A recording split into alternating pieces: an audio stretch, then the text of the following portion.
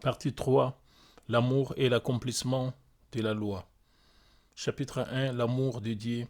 Chapitre 2. L'amour de Christ. L'amour de Dieu. Et nous avons connu l'amour que Dieu a pour nous, et nous y avons crié, Dieu est amour, et celui qui demeure dans l'amour demeure en Dieu, et Dieu demeure en lui. 1 Jean 4, 16. En travaillant avec les Indiens Quechua, Eliot a commencé à préparer le terrain pour atteindre la tribu indienne Waorani, réputée pour sa violence. Après 4 autres missionnaires, Ed McCully, Roger Youderian, Peter Fleming et leur pilote Nate Saint, ils sont entrés en contact depuis leur avion avec les Indiens Waorani à l'aide d'un haut-parleur et d'un papier pour transmettre des cadeaux. Après plusieurs mois, les hommes ont décidé de construire une base à une courte distance de la tribu indienne, le long de la rivière Kurarei. Là, ils ont été à plusieurs reprises approchés par des petits groupes d'Indiens Waorani et ont même offert un baptême de l'air à un Waorani curieux qu'ils appelaient George. Son vrai nom était Naye Kinwi. Encouragés par ces rencontres amicales, ils ont élaboré des plans pour visiter les Waorani, mais leurs plans ont été avortés par l'arrivée d'un plus grand nombre de Waorani qui ont tué Elliot et ses 4 compagnons le 8 janvier 1956. Le corps mutilé d'Elliot a été retrouvé en aval, ainsi que ceux des autres, mis à part celui d'Ed McCully. Elliot et ses amis ont été instantanément connus dans le monde entier comme étant des martyrs, et Life Magazine a publié un article de 10 pages sur leur mission et leur décès. Ils ont déclenché un intérêt pour la mission chrétienne parmi les jeunes de leur époque, et ils sont toujours aujourd'hui considérés comme un encouragement pour les missionnaires chrétiens qui travaillent dans le monde entier. À la mort de son mari, Elizabeth Elliot et d'autres missionnaires ont commencé une œuvre parmi les Indiens Oka, où ils ont eu un impact fort avec de nombreuses conversions. Beaucoup d'âmes ont été gagnées par l'amour de Dieu. Ne devez rien à personne si ce n'est de vous aimer les uns les autres, car celui qui aime les autres a accompli la loi. En effet, les commandements, tu ne commettras point d'adultère, tu ne tueras point, tu ne déroberas point, tu ne convoiteras point. Et ce qu'il peut encore y avoir se résume dans cette parole. Tu aimeras ton prochain comme toi-même. L'amour ne fait point de mal au prochain. L'amour est donc l'accomplissement de la loi. Romains 13, 8 à 10. Le plus haut niveau d'amour parmi tous les types d'amour est l'amour de Dieu envers nous. La création de toutes choses et des êtres humains découle également de l'amour de Dieu. Dieu a créé de toutes choses, y compris les êtres humains, par son amour. Au commencement, Dieu hébergeait l'espace vaste de l'univers en lui-même. Cet univers est différent de l'univers que nous connaissons aujourd'hui. Il s'agit d'un espace qui n'a ni commencement ni fin, ni aucune limite. Tout se fait selon la volonté de Dieu et ce qu'il projette dans son cœur. Si Dieu peut faire et avoir tout ce qu'il veut, pourquoi a-t-il créé les êtres humains? Il a voulu de vrais enfants avec lesquels il pourrait partager la beauté de son monde qui les réjouissait. Il a voulu partager l'espace où tout se fait comme il le veut. C'est un peu comme l'esprit humain. Nous voulons partager ouvertement toutes les bonnes choses avec les personnes que nous aimons. Avec cet espoir, Dieu a planifié la culture humaine pour obtenir de véritables enfants. Tout d'abord, il a divisé l'univers en un monde physique et un monde spirituel et a créé l'armée céleste, les anges et d'autres êtres spirituels, ainsi que toutes les choses nécessaires au monde spirituel. Il a créé un espace pour lui d'habiter, un royaume des cieux où ses véritables enfants habiteraient, un espace pour les êtres humains de passer par la culture humaine. Après qu'une période de temps incommensurable s'est écoulée, il a créé la Terre dans le monde physique, avec le soleil, la lune et les étoiles et l'environnement naturel, tous étant des choses nécessaires à la vie humaine. D'innombrables êtres spirituels se trouvent autour de Dieu, tels que les anges par exemple, mais ils lui obéissent inconditionnellement, un peu comme des robots. Ce ne sont pas des êtres avec lesquels Dieu peut partager son amour. C'est pourquoi Dieu a créé les êtres humains à son image pour avoir de vrais enfants avec lesquels il pourrait partager son amour.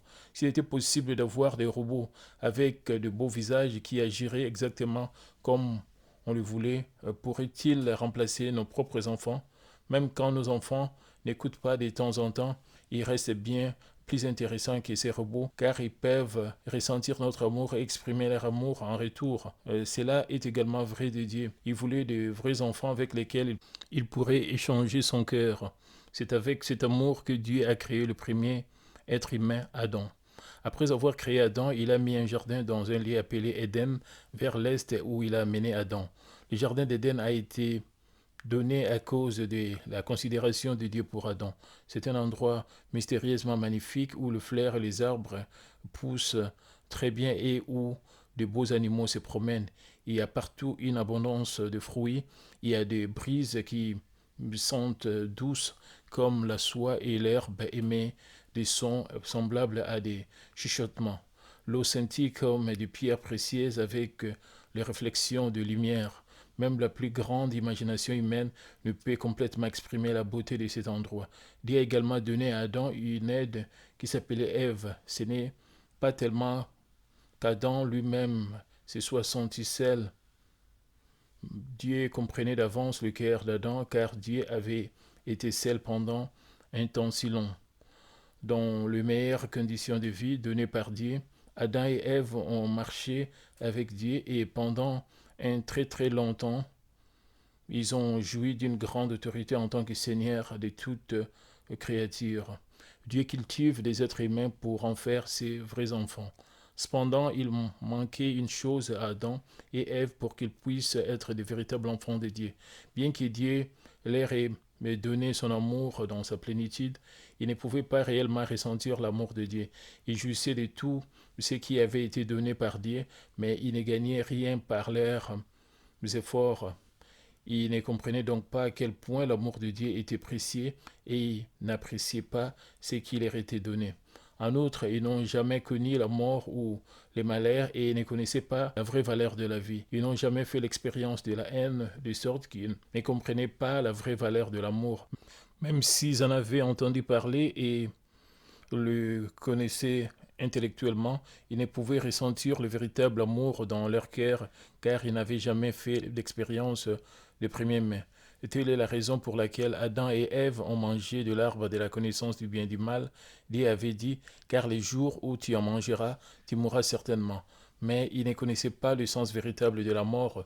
Genèse 2, 17. Dieu ne savait-il pas qu'ils allaient manger de l'arbre de la connaissance du bien et du mal? Il les savait. Il les savait, mais il a néanmoins donné à Adam et Ève le libre arbitre pour faire les choix de l'obéissance. C'est là que réside la providence de la culture humaine. Par la culture humaine, Dieu voulait que toute l'humanité connaisse le larme, le chagrin, la souffrance et la mort, etc. De sorte que quand ils iraient au ciel, plus tard, les êtres humains puissent vraiment ressentir à quel point les choses célestes sont précieuses et de grande valeur et être en mesure de jouir du bonheur véritable.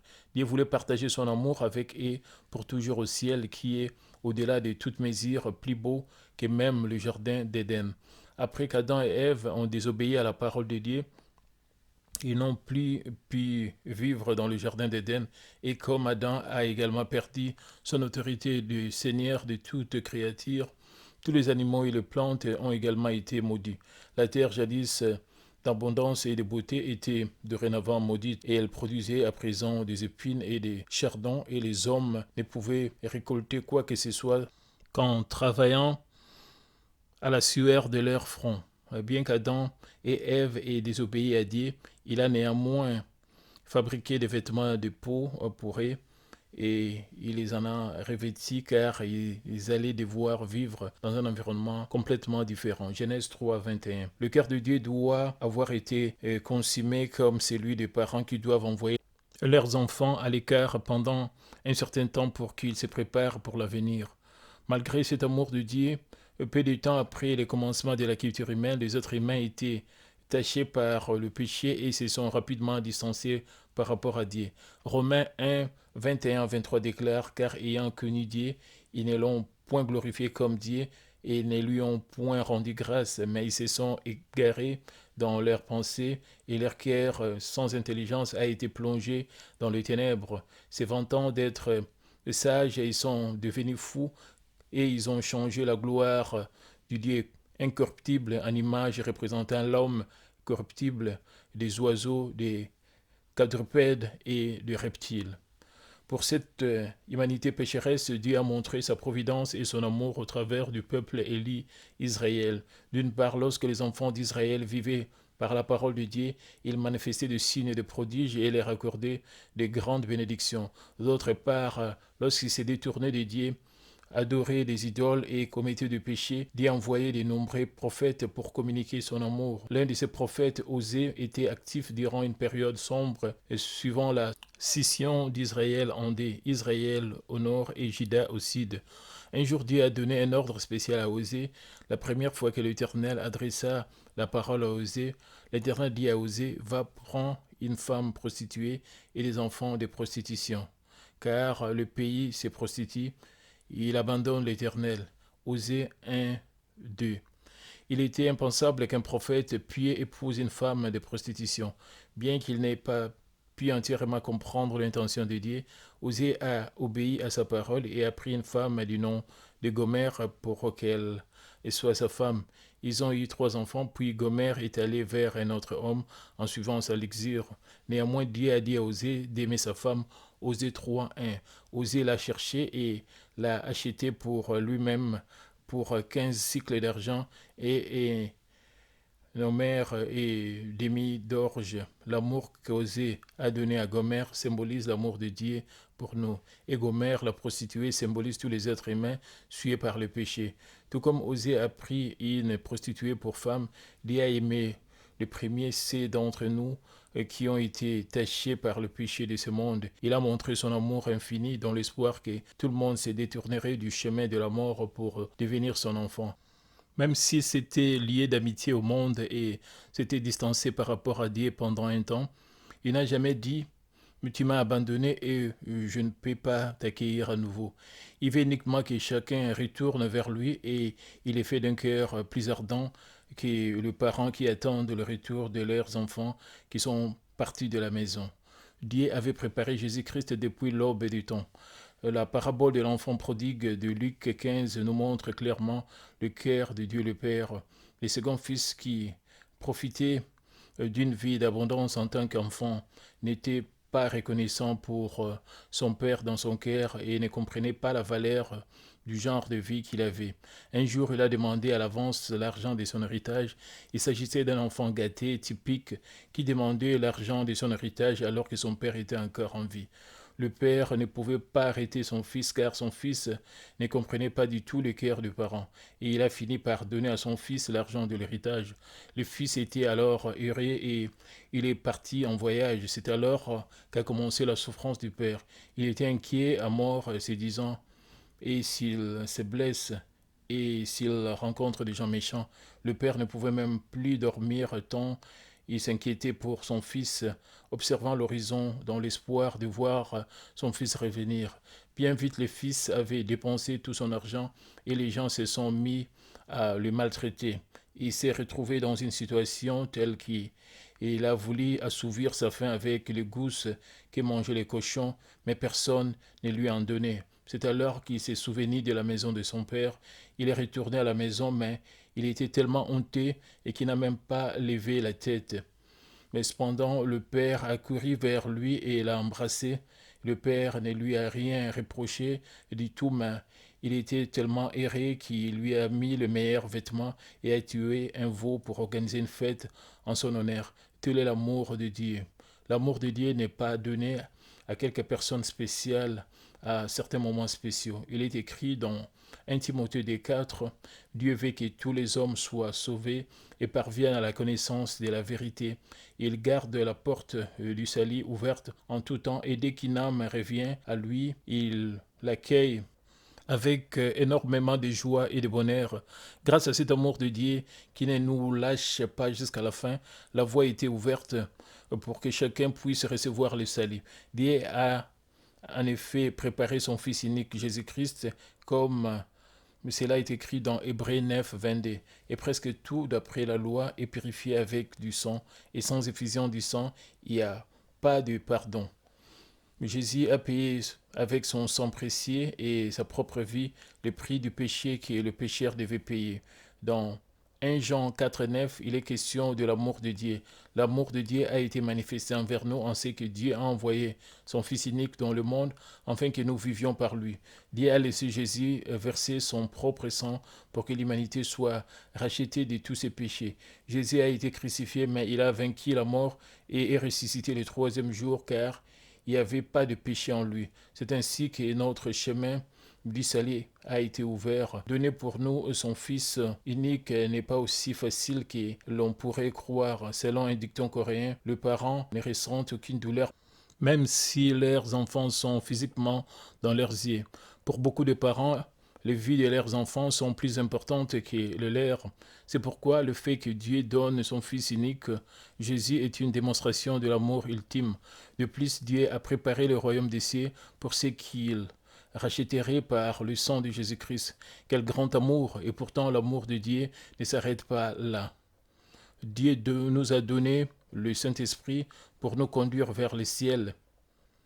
Dieu nous donne le Saint-Esprit comme un don pour ceux qui acceptent Jésus-Christ et reçoivent le pardon de péché. Le Saint-Esprit est le cœur de Dieu.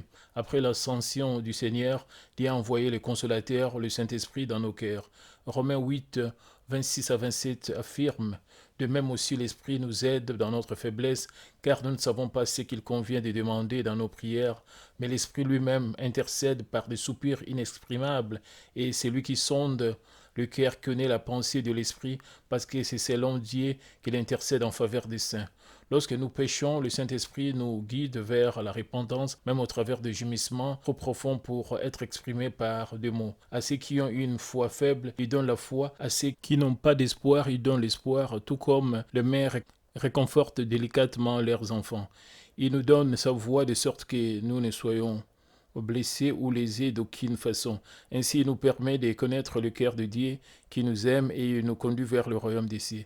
Si nous comprenons cet amour profondément, nous ne pourrons faire autrement que d'aimer Dieu en retour. Si nous aimons Dieu du fond de notre cœur, il nous donne en retour un amour extraordinaire qui nous submergera.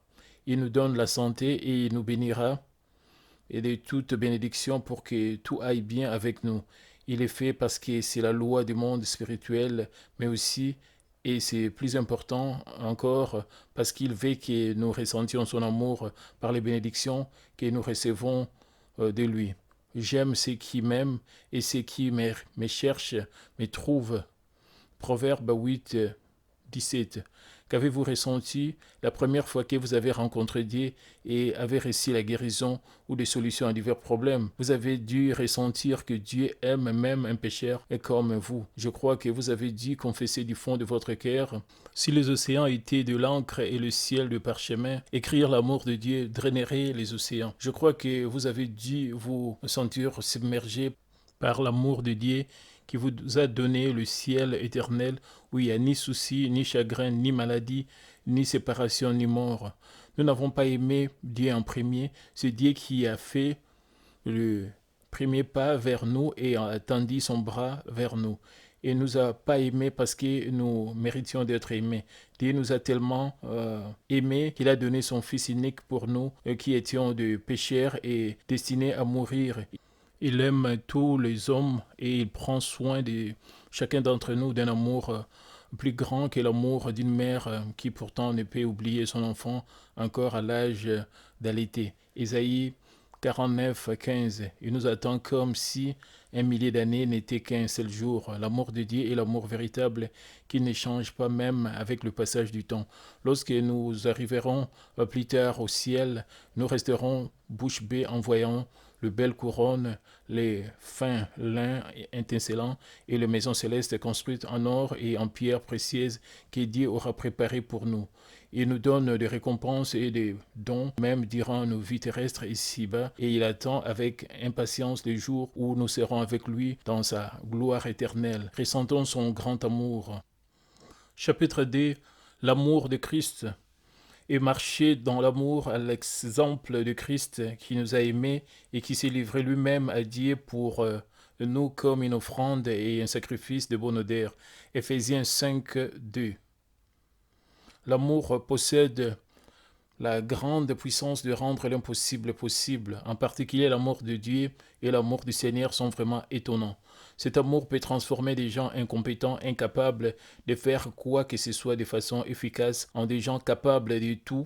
Lorsque des pécheurs et des collecteurs d'impôts sans grande éducation et qui à l'époque étaient jugés comme étant des pécheurs, des pauvres, des veuves et des gens négligés du monde ont rencontré le Seigneur, leurs vies ont changé complètement. Leur pauvreté et leur maladie ont trouvé des solutions et ils ont ressenti l'amour véritable qu'ils n'avaient jamais ressenti auparavant.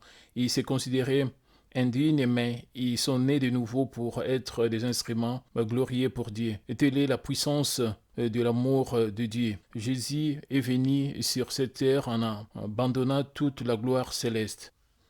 Au commencement, Dieu était la parole et la parole est venue sur cette terre sous forme humaine. Il s'agit de Jésus, le Fils unique de Dieu. Jésus est venu sur cette terre pour sauver une humanité liée par le péché et qui se dirigeait vers le chemin de la mort. En fait, le nom Jésus signifie « Il sauvera son peuple de ses péchés ». Matthieu 1, 21. Tous ces gens tachés par le péché étaient devenus comme des animaux. Ecclésiaste 3, 18.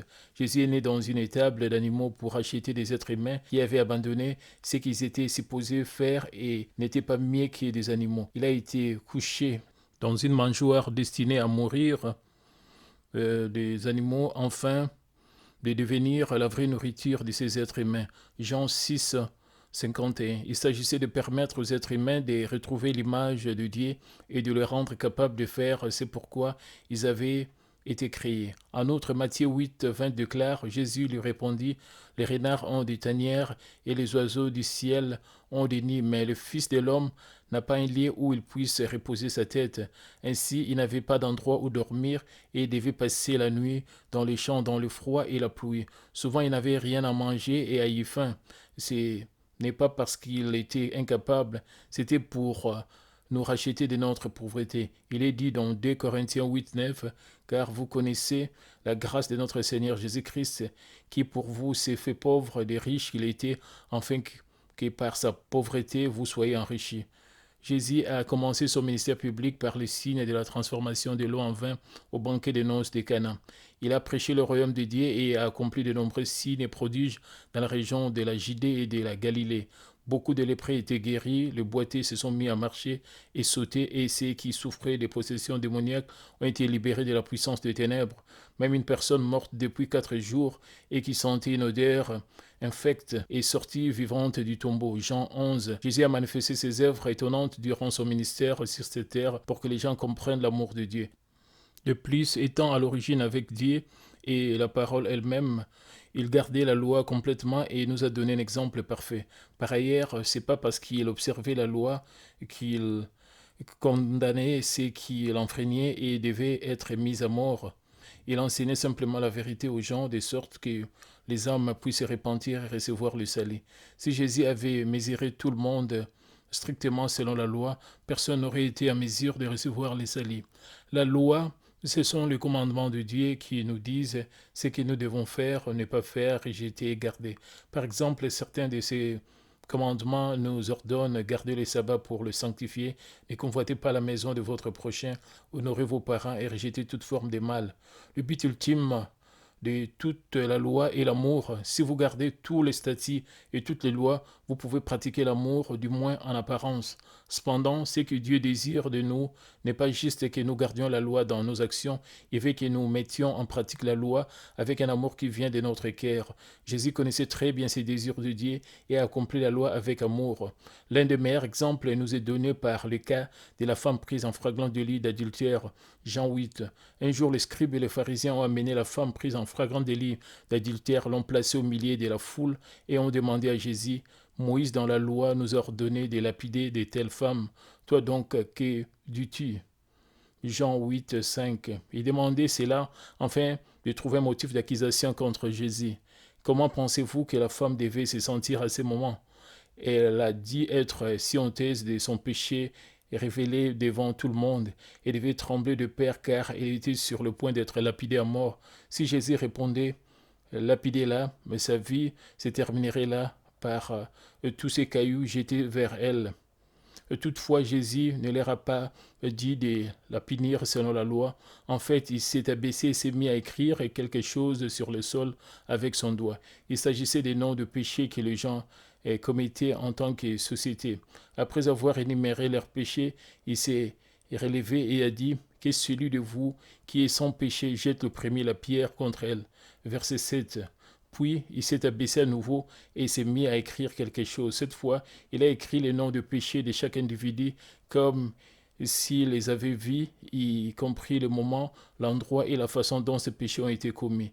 Ceux qui avaient des remords ont quitté le lieu un par un. Finalement, il n'est resté que Jésus et la femme. Les versets suivants, versets 10 et 11, nous disent alors, s'étant relevé, ne voyant plus que la femme, Jésus lui dit, Femme, où sont ceux qui t'accusaient? Personne n'était-il condamné? Elle répondit, Non, Seigneur. Et Jésus lui dit, Je ne te condamne pas non plus, va et ne pêche plus. La femme ne savait-elle pas que la peine pour l'adultère était la mort par lapidation? Bien sûr qu'elle le savait. Elle connaissait la loi, mais elle a commis ce péché car elle ne pouvait surmonter sa luxure. Elle s'attendait à être mise à mort car son péché avait été révélé et, en faisant l'expérience de façon inattendue du pardon de Jésus, elle a dû se sentir profondément bouleversée. Pour autant qu'elle se rappelle cet amour de Jésus, elle serait capable de pécher à nouveau. Comme Jésus, dans son amour, a pardonné cette femme qui a enfreint la loi, cela signifie-t-il que la loi devient obsolète lorsque nous avons l'amour pour Dieu et nos prochains? Pas du tout. Jésus a en effet déclaré, Ne croyez pas que je sois venu pour abolir la loi ou le prophète. Je suis venu non pour abolir, mais pour accomplir. Matthieu 5, 17. Nous pouvons accomplir la volonté de Dieu plus parfaitement parce que nous avons la loi. Si quelqu'un dit aimer Dieu, on ne peut mesurer la profondeur et la largeur de cet amour. Cependant, l'étendue de son amour peut être vérifiée car nous avons la loi. Si quelqu'un aime réellement le Seigneur de tout son cœur, il va certainement mettre la loi en pratique. Pour une telle personne, garder la loi n'est pas difficile. De plus, dans la mesure où une personne garde la loi correctement, elle recevra des bénédictions et l'amour de Dieu. Cependant, le légaliste du temps de Jésus n'était pas intéressé par l'amour de Dieu contenu dans la loi. Ils ne fixaient pas leur attention sur le fait de sanctifier leur cœur, mais cherchaient uniquement à maintenir un certain formalisme. Ils se sentaient satisfaits et trouvaient même une certaine fierté dans le fait de garder la loi en apparence. Et comme ils pensaient qu'ils gardaient la loi, ils étaient prompts à juger et à condamner ceux qui la violaient. Quand Jésus a expliqué le vrai sens contenu dans la loi et les a enseignés concernant le cœur de Dieu, ils ont déclaré que Jésus était dans l'erreur et démoniaque. Comme les pharisiens n'avaient pas d'amour, garder la loi de façon stricte n'apportait rien du tout à leurs âmes. 1 Corinthiens 13, 1 à 3. Ils n'avaient pas rejeté le mal de leur cœur, mais se permettaient de juger et de condamner les autres, ce qui les distançait par rapport à Dieu. En fin de compte, ils ont commis le péché de crucifier le Fils de Dieu, ce qui ne pouvait être réparé. Jésus a accompli la providence de la croix avec obéissance jusqu'à la mort. Vers la fin de son ministère de 3 ans, Jésus s'est rendu à la montagne des Oliviers juste avant le début de ses souffrances. Alors que les ténèbres se faisaient plus intenses, Jésus a prié instamment face à la crucifixion qui l'attendait. Sa prière était un cri pour que les âmes soient sauvées par son sang qui est complètement innocent. Il s'agissait d'une prière pour demander la puissance de surmonter les souffrances de la croix. Il a prié avec ferveur et sa sueur est devenue comme des gouttes de sang qui tombaient sur le sol. Luc 22, 42 à 44. Durant cette nuit, Jésus a été arrêté par les soldats et est mené de lieu en lieu pour être questionné. Finalement, il a reçu la peine de mort à la cour de Pilate. Les soldats romains ont mis une couronne de pine sur sa tête et l'ont frappé avant de l'amener au lieu d'exécution. Matthieu 27, 28 à 31.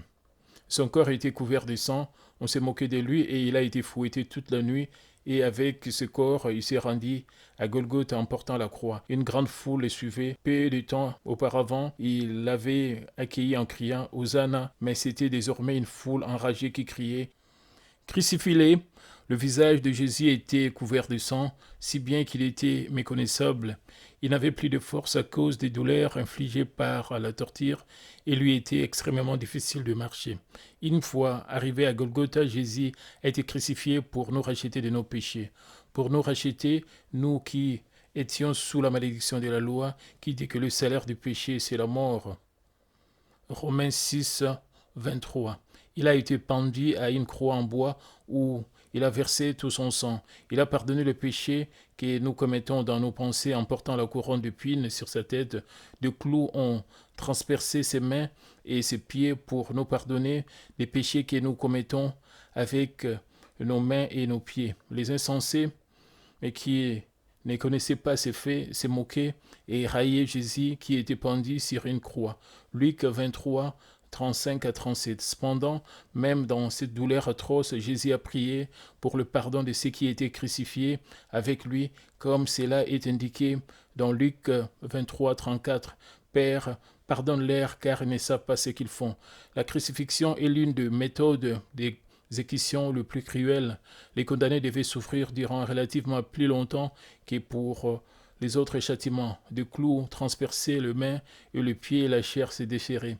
Les condamnés souffraient des déshydratations sévères et des troubles de la circulation sanguine. Cela provoquait une détérioration lente des fonctions des organes internes. Les condamnés devaient également subir des douleurs provoquées par le morsure d'insectes attirés par l'odeur du sang. À quoi pensez-vous que Jésus pensait sur la croix? Ce n'était pas la douleur atroce de son corps, il pensait plutôt à la raison pour laquelle Dieu avait créé les êtres humains, le sens de la culture humaine sur la terre et la raison pour laquelle il devait se sacrifier lui-même comme victime propitiatoire pour le péché des êtres humains. Et il offrait des prières d'action de grâce du fond du cœur. Après avoir souffert ces douleurs durant 6 heures sur la croix, il a dit « J'ai soif ». Jean 19, 28. Il était spirituellement assoiffé, il avait soif de gagner des âmes qui se trouvaient sur le chemin de la mort, en pensant aux innombrables âmes qui allaient vivre sur cette terre sans avenir. Il nous demandait de transmettre le message de la croix et de sauver les âmes. Jésus s'est finalement écrié « Tout est accompli ». Jean 19, 30. Ensuite, il a rendu son dernier soupir après avoir dit « Père, j'ai remis mon esprit entre tes mains ». Luc 23, 46.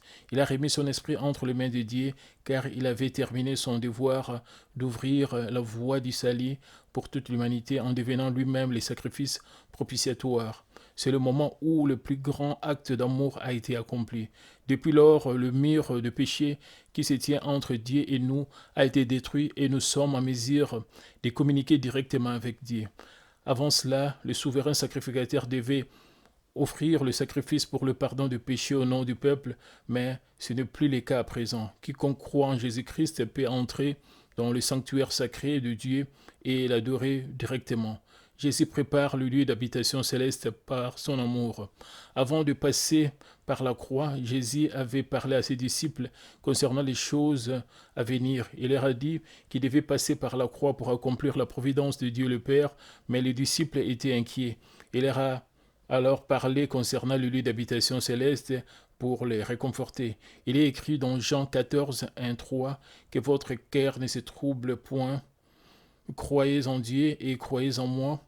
Il y a plusieurs demeures dans la maison de mon Père.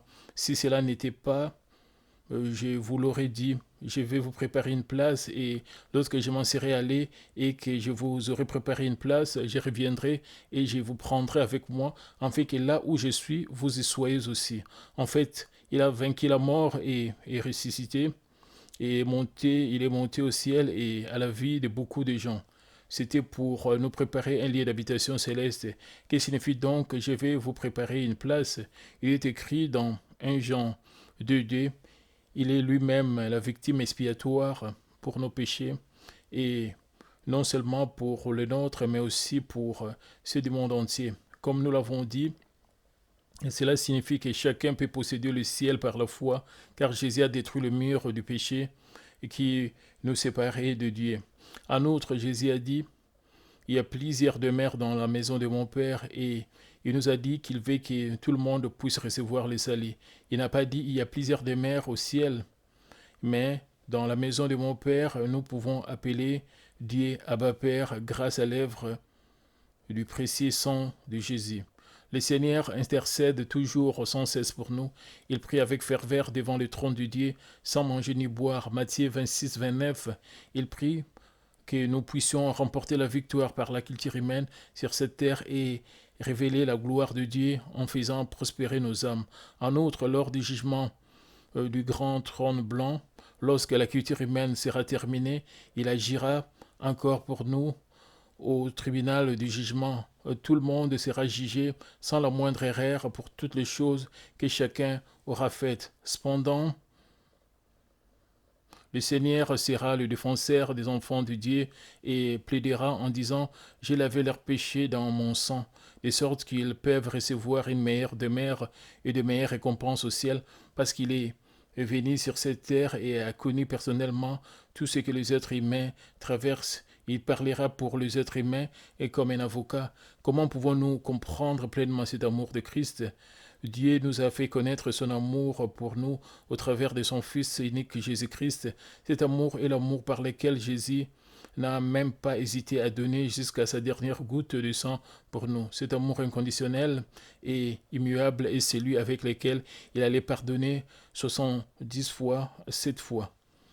Qui peut nous séparer de cet amour ? Dans Romains 8, 38 à 39, l'apôtre Paul proclame « Car j'ai l'assurance que ni la mort, ni la vie, ni les anges, ni les dominations, ni les choses présentes, ni les choses à venir, ni la puissance, ni la hauteur, ni la profondeur, ni aucune autre créature ne pourra nous séparer de l'amour de Dieu manifesté en Jésus-Christ notre Seigneur. » L'apôtre Paul a compris cet amour de Dieu et de Christ et il a donné sa vie entière pour obéir à la volonté de Dieu et vivre comme un apôtre. De plus, il n'a pas épargné sa vie pour évangéliser les païens. Il a mis en pratique l'amour de Dieu qui a mené d'innombrables âmes sur le chemin du salut. Même lorsqu'on disait qu'il était le chef de file de la secte de Nazaréen, Paul a consacré sa vie entière pour prêcher. Il a répandu dans le monde entier l'amour de Dieu et du Seigneur qui est profond et large au-delà de toute mesure. J'ai prié au nom du Seigneur que vous puissiez devenir de vrais enfants de Dieu qui accomplissent la loi avec amour et qui demeureront pour toujours dans la plus belle de demeures célestes, la Nouvelle Jérusalem, pour partager ensemble l'amour de Dieu et de Christ.